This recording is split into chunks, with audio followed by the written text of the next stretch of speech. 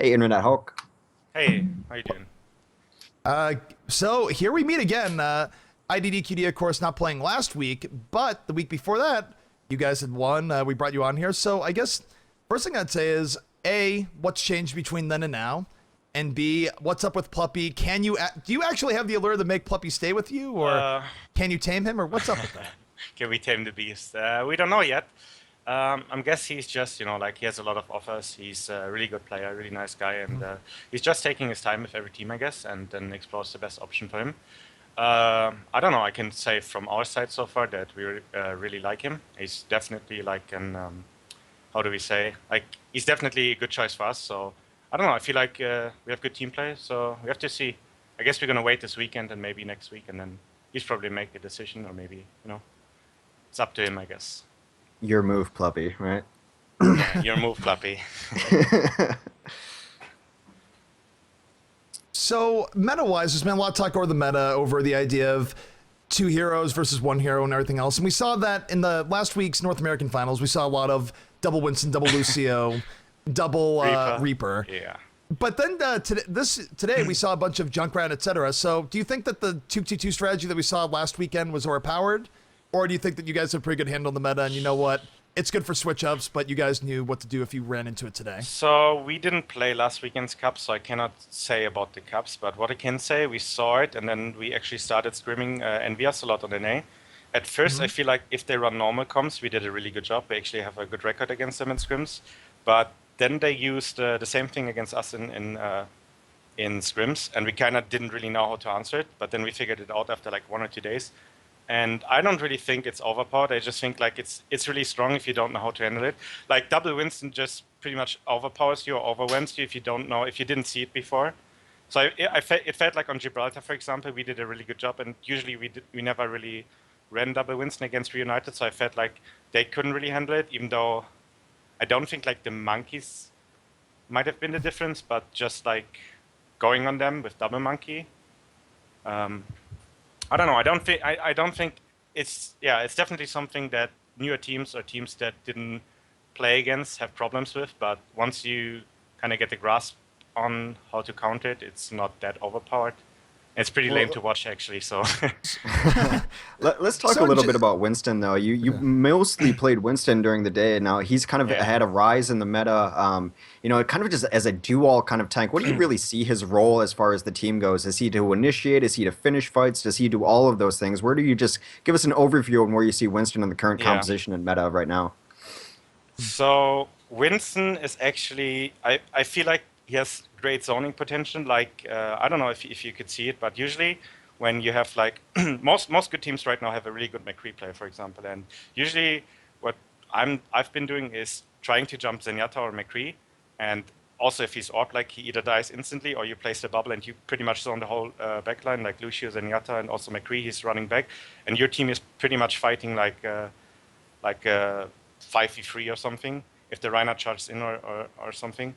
And it's also great for re-engages. For example, if the opponent is running a Winston as well and they're engaging, you can just like disengage and re-engage with your bubble when their Winston used up his bubble. And I don't know, it just feels like super great to zone people or even like insta-kill Zenyatta's, Lucius, or like McCree's. And pretty much like denies McCree's in my opinion. So one question I had with Winston is that we saw, especially from you, is that you had a very high-risk, high-reward playstyle with Winston where you had moments where you would go in and get 2 picks, and it was great, and you'd set the tone for your team, but then you sort of had stretches where you'd go in and sort of like, geez, INTERNETHULK just suicide 3 times in a row.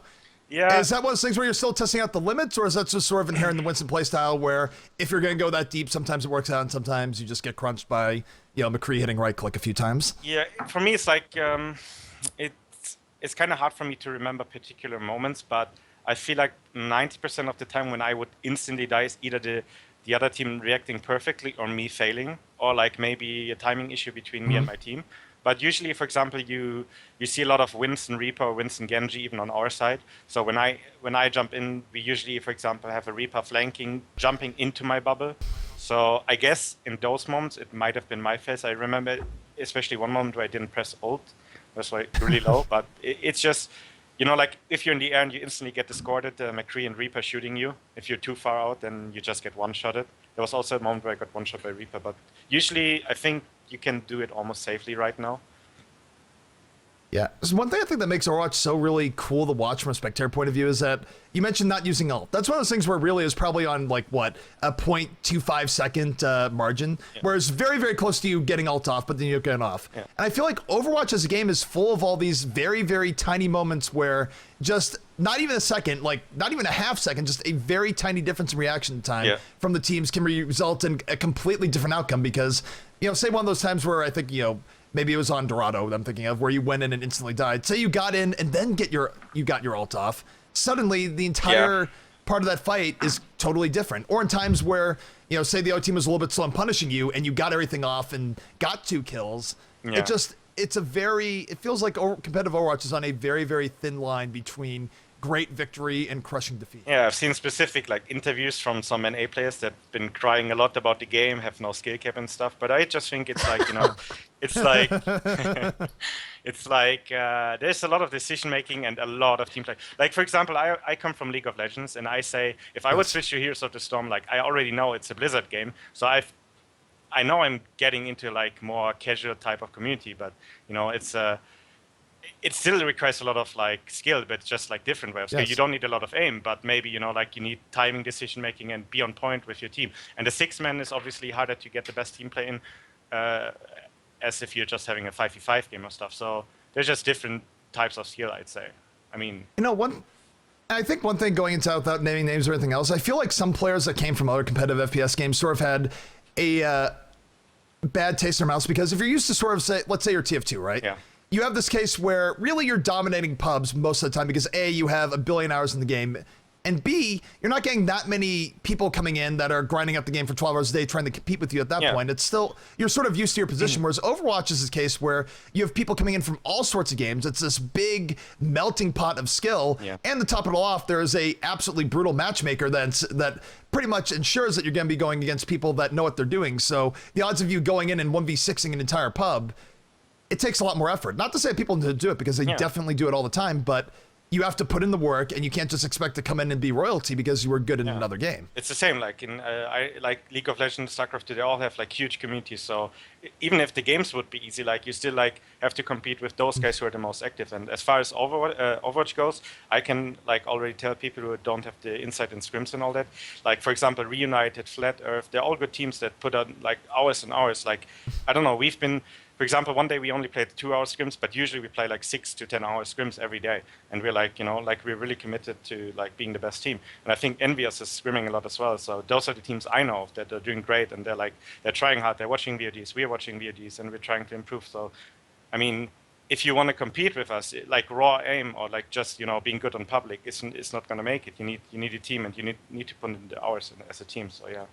On that note, and maybe this will be one of the last questions, we'll let you go. We've seen you scrimming Envious through some streams, and you've had a really good showing in our EU tournaments the last couple of weeks. Are you guys the best team in Overwatch right now?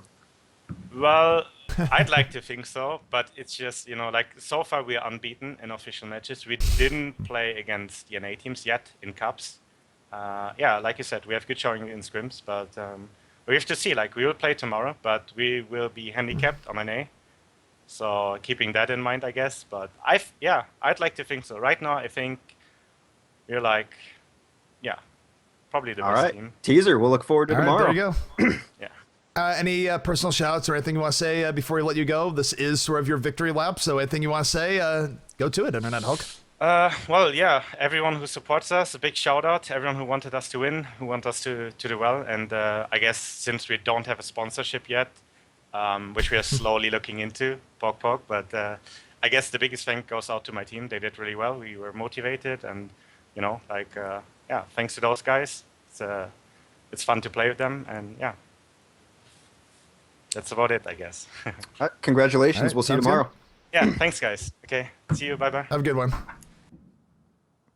So Hex, this is drawing our time on this cast together for a close. Yeah, we'll be back So we have together in other casts coming- 45 minutes for the One Hit Club tournament. I'm not sure where it's broadcast. I don't know if I can think of anything. Luckily, you're the smart one in this relationship, and you run all the important stuff. So I believe it'll be on their channel, but I'm not entirely sure. And you double check, and I don't know. We'll see. Either way, stay tuned to Twitter and stuff, and that will be your guide. There and is all the more rest. Overwatch available for you to watch in about 45 minutes, and I'm sure you smart people can find it out there somewhere. But this is the time of the day where I do my last runs of sellouts, and I thank Rocat DX Racer and Matcherino for sponsoring GosuGamers.net.